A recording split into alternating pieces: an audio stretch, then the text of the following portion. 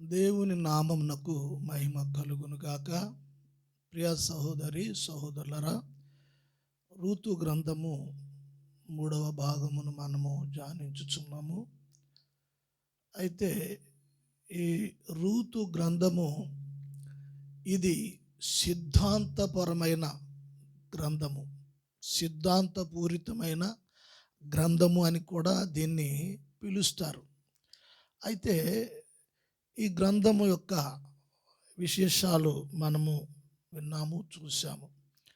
అయితే ఈ ఈ గ్రంథము రూతు అందులో ఉన్న పాత్రలు, పాత్రధారులు, ఇవన్నీ విషయాలు కూడా ప్రభు అయిన యేసు క్రీస్తునుకును సంఘముకును ఉన్న సంబంధాన్ని వ్యక్తపరుస్తూ ఈ గ్రంథము చాలా ప్రత్యేకమైన ఆ బోయాజు రూతుల మధ్యలో ఉన్న ఆ సంబంధాన్ని చాలా ఆధ్యాత్మికంగా దేవుడు ఈ విషయాలను ఈ గ్రంథము ద్వారా మరి తెలియచేస్తూ ఉన్నారు.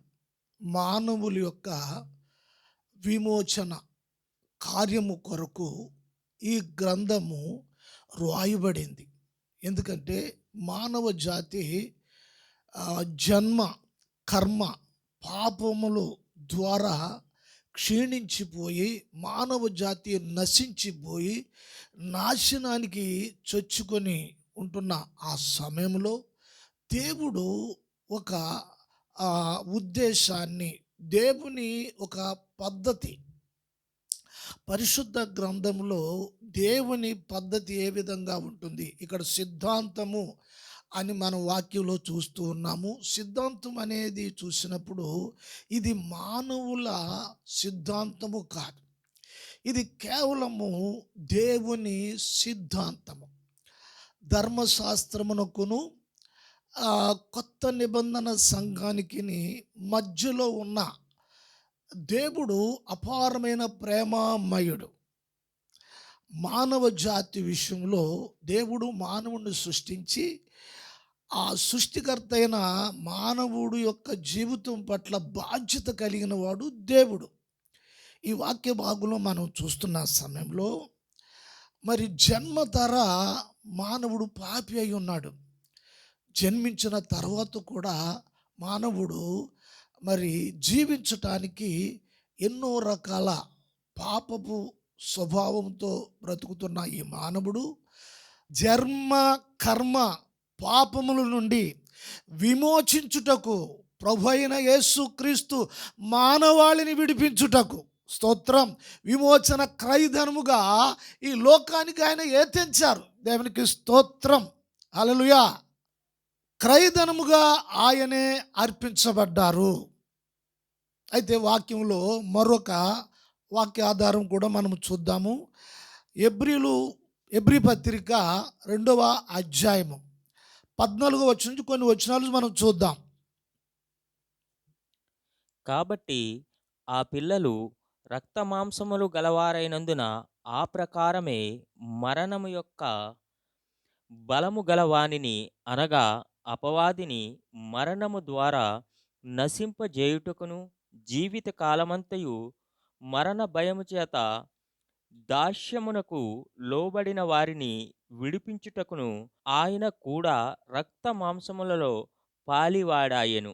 ఏలయనగా ఆయన ఎంత మాత్రమును దేవదూతల స్వభావమును ధరించుకొనక అబ్రహాము సంతాన స్వభావమును ధరించుకొని ఉన్నాడు. మానవుడుగా దేవుడు ఏతించిన విషయము వాక్య భాగంలో మనము చూస్తూ ఉన్నాము. ప్రభువు క్రయధనముగా తన్ను తానే అప్పగించుకొని ఈ లోకానికి ఆయన వచ్చారు. ఎందుచేత? మానవుణ్ణి విమోచించటానికి. ఇదే విధానము పాత నిబంధన లేక ధర్మశాస్త్రంలో కూడా ఉంది. దానికి రూతు గ్రంథములో ఒక విషయము, రూతు విషయంలో వాక్యం ఈ విధంగా ఉంది. రూతు గ్రంథంలో ఈ విధంగా ఉంది. రూతు మామగారు ఎలిమెలెకు ఇతడు ఈమెను విడిపించుటకు ఈ ఎలీమెలెకు సంబంధము లేకపోతే బంధువులు ఎవరన్నా ఆమె విడిపించుటకు మరి హక్కుదారులై ఉన్నారు. అక్కడ ఆ ధర్మశాస్త్ర నియమం ఉంది. ఆ సిద్ధాంతపరంగా ఈ విడిపించాలంటే ఎవరో ఒకరు వచ్చి విడిపించేది కాదు. ఇక్కడ ఒక సిద్ధాంతం ఉంది. ఇక్కడ ఒక నియమం ఉంది. ఆ నియమ ప్రకారంగా చూస్తే ఏలేమేలేకు కుటుంబానికి దూర బంధైన వాడు ఎవరు అంటే బోయాజు. బోయాజు. అయితే ఈ వచన భాగంలో మనం చూద్దాము. 2వ అధ్యాయం 20వ వచనం కూడా చూద్దాం. నయోమి బ్రతికి ఉన్న వారికిని చచ్చిన వారికిని ఉపకారము చేయుటకు మానని ఇతడు యెహోవా చేత ఆశీర్వదింపబడునుగాక అని తన కోడలితో అనెను. మరియు నయోమి ఆ మనుష్యుడు మనకు సమీప బంధువుడు, అతడు మనలను విడిపింపగల వారిలో ఒకడని చెప్పగా, విమోచించడానికి, విడిపించడానికి ఒక సామర్థ్యత అనేది అవసరం. ఆ సామర్థ్యత కలిగిన వారు ఎవరు అనేది చూసినప్పుడు అక్కడ నయోమి కోడలతో మాట్లాడుతున్న ఈ సంభాషణని మనం గమనించాలి. ఆమె అంటుంది, చనిపోయిన వారికిని బ్రతికున్న వారికి కూడా అతడు ఉపకారము చేయువాడు అని చెప్పబడుతుంది. చూడండి, సర్వశక్తుడైన దేవుడు చనిపోయిన వారికి బ్రతికున్న వారికి కూడా ఆయన ఉపకారము ఉపయోగపడే దేవుడై ఉన్నాడు, ప్రభు అయి ఉన్నారు. ఆ సామర్థ్యము, ఆ కెపాసిటీ కలిగిన వాడు ప్రభు అయి ఉన్నారు. ఇక్కడ బోయాజు కూడా ఆ ఊరిలో భూస్వామై ఉన్నాడు, ధనవంతుడై ఉన్నాడు. అయితే ఆయన విడిపించడానికి సామర్థ్యత కలిగిన వాడు. అదే విషయము ఈ రూతుతో నయోమి మాట్లాడుచున్నది. ఎందుచేతంటే నయోమి బెత్లెహేములో పుట్టినది కాదు, ఆమె మోయాబు నుండి వచ్చింది. బెత్లెహేములో ఉన్న పరిస్థితులు ఆమెకి తెలియదు. బెత్లెహేము వాసి ఎవరు అంటే నయోమి. అందుకే ఆ బంధువులందరూ కూడా నయోమికి తెలుసు. విడిపించడానికి ఆ సంబంధము కలిగిన వారు బోయాజు అని ఆమె చెప్పడము జరుగుతోంది. అయితే మత్తయి సువార్తలో కూడా యేసు ప్రభుని గూర్చి ఈ విడిపించడానికిని, క్రయధనముగా చెల్లించడానికిని మరి ప్రవక్తల లేఖనాలను ఆధారం చేసుకుని మత్తయి ఇక్కడ ప్రవచనాన్ని కోడ్ చేసి మాట్లాడుతున్నాడు మత్తయి గారు. ఇది మత్తయి గారు మామూలుగా మాట్లాడుతున్న సువార్తలో మాట అనుకోవడానికి వీర్లేదు, కానీ ప్రవక్తలు చెప్పిన మాట, అతడు క్రయధనముగా, పాపుల కొరకు క్రయధనముగా తను తాను అప్పగించుకుంటాడు అనే మాట మత్తయి సువార్తలు కూడా ఒక మాట చూద్దాం. 20వ అధ్యాయము 28వ వచనం. అలాగే మనుష్య కుమారుడు పరిచారము చేయించుకొనుటకు రాలేదు గాని పరిచారము చేయుటకును అనేకులకు ప్రతిగా విమోచన క్రయధనముగా తన ప్రాణమునిచ్చుటకు వచ్చెనని చెప్పెను. అనేకులకు, చూడండి ఈ మాట సర్వలోక మానవ జాతికి సంబంధించిన మాట. అనేకులకు క్రయధనముగా, అనేకులకు క్రయధనముగా తను తాను అప్పగించుకుని అనేకుల్ని విడిపించడానికి ఆయన వచ్చాను. ఈ ఈ ప్రవక్తల వాక్యాలను, ఈ రూతు గ్రంథమును సమపాలికలో ఈ వాక్యము దేవుని ఉద్దేశము ఇక్కడ వ్యక్తపరుస్తూ ఉన్నాడు. దేవునికి స్తోత్రం. ప్రభువు ద్వారా లోకానికి జరిగే ఉపకారము, ప్రభువు ద్వారా లోకానికి జరిగే మేలు, ప్రభు ద్వారా లోకానికి జరిగే మరి ఎంతో దీవెనకరము, ఆశీర్వాదకరమైన కార్యము, సమాధానకరమైన కార్యము ఇక్కడ వాక్య భాగంలో మనము చూస్తూ ఉన్నాం. దేవునికి స్తోత్రము కలుగును గాక. మరి లోకంలో ఉన్న ప్రతి ఒక్క వ్యక్తికి చెందిన మాట ఇది. ఇది నాకు సంబంధించింది కాదు అనుకోవడానికి వీర్లేదు. ఎందుచేతంటే అందరి కొరకు క్రయధనముగా ఆయన అప్పగించుకున్నారు. యేసు ప్రభు ఇష్టపడి వచ్చారు. ఎందుచేతంటే రూతుతో నయోమి మాట్లాడుచున్న మాట మనము గమనించాలి.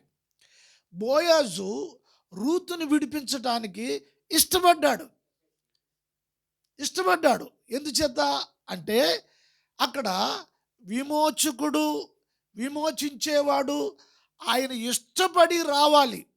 ఇష్టపడి కార్యము చేయటానికి ఆయన రావాలి. అట్లాగే ఎఫెసీ పత్రికలో కూడా యేసు ప్రభు గురించి మాట్లాడుతున్న మాట చదువుదామా? ఎఫెసీ పత్రిక 5వ అధ్యాయము 25వ వచనం 27వ వచనం వరకు కూడా మనం చూద్దాం. పురుషులారా, మీరు మీ భార్యలను ప్రేమించుడి. అటువలే క్రీస్తు కూడా సంఘమును ప్రేమించి అది కలంకమైనను ముడత అయినను అట్టిది మరి ఏదైనను లేక పరిశుద్ధమైనదిగాను నిర్దోషమైనదిగాను మహిమగల సంఘముగాను ఆయన తన ఎదుట దానిని నిలవబెట్టుకొనవలెనని వాక్యముతో ఉదక స్నానము చేత దానిని పవిత్రపరచి పరిశుద్ధపరుచుటకై దాని కొరకు తన్ను తాను అప్పగించుకొనెను.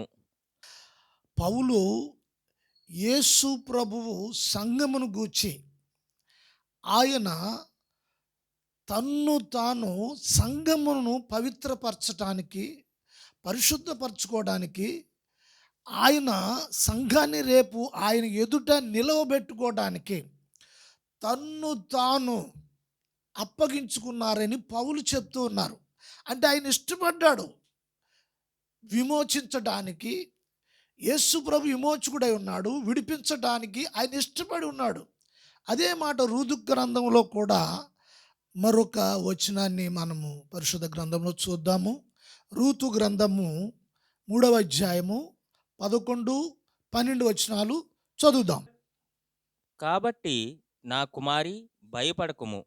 నేను చెప్పినదంతయు నీకు చేసేదను. నీవు యోగ్యురాలవని నా జనులందరూ ఎరుగుదురు. నేను నిన్ను విడిపింపగలవాడను అను మాట వాస్తవమే. బోయాజు చాలా స్పష్టంగా రూతును విడిపించి విమోచించే విషయము చాలా స్పష్టంగా మాట్లాడుతున్నాడు. ఎందుచేతంటే ఒక సామర్థ్యత కలిగిన విమోచకుడు యేసుక్రీస్తు అయి ఉన్నాడు. ఆయనకు సూచనగా బోయాజును మనము చూస్తున్నాం.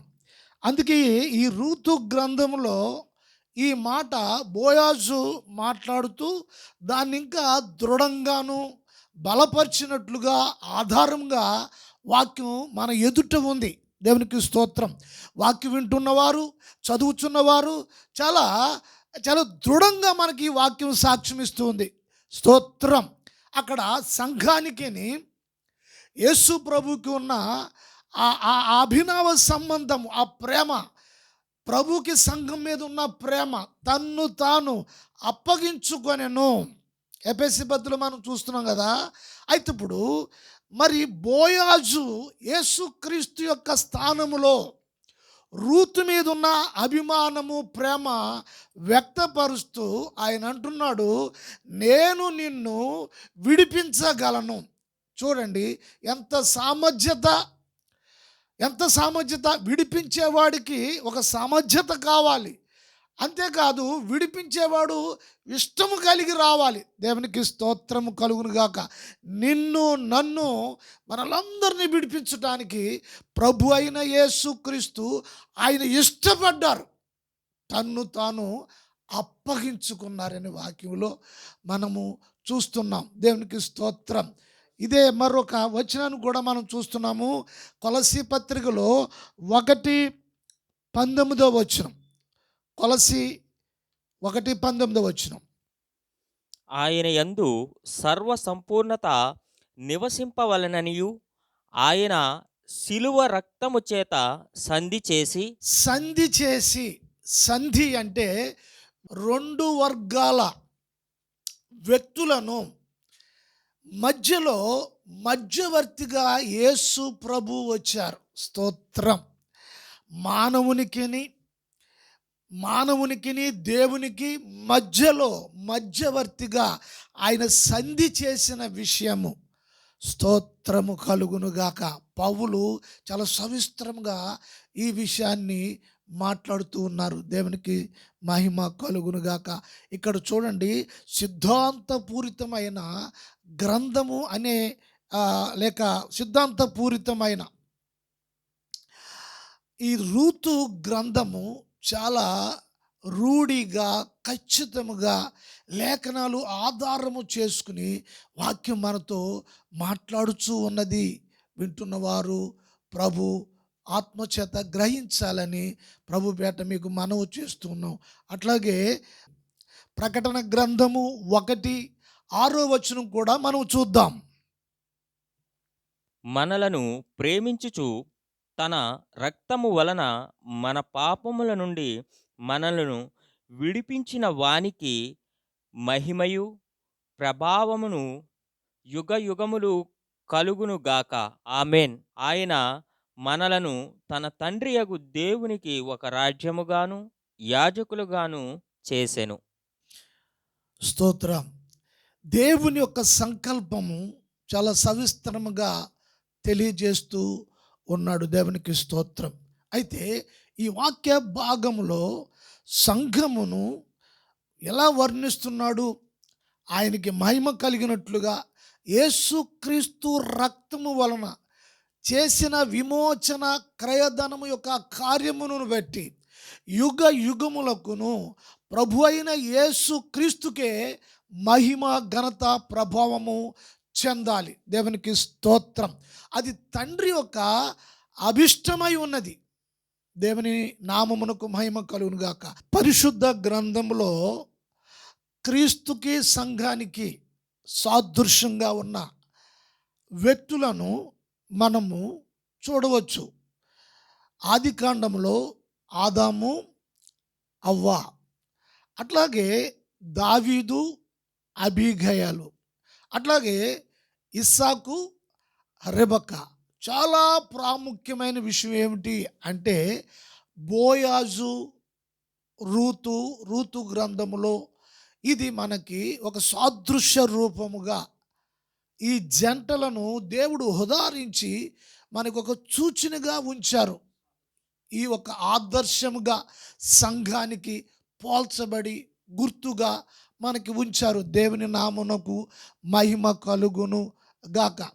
ప్రియ సహోదరి సహోదరులరా, మరి ఈ ఒక్క గ్రంథము సిద్ధాంత పూరితమైనది అని లేఖనాలను ఆధారము చేసుకుని ఎన్నో విషయాలు మరి పరిశుద్ధాత్మ దేవుడు మనందరికీ తెలియచేస్తూ ఉన్నాడు.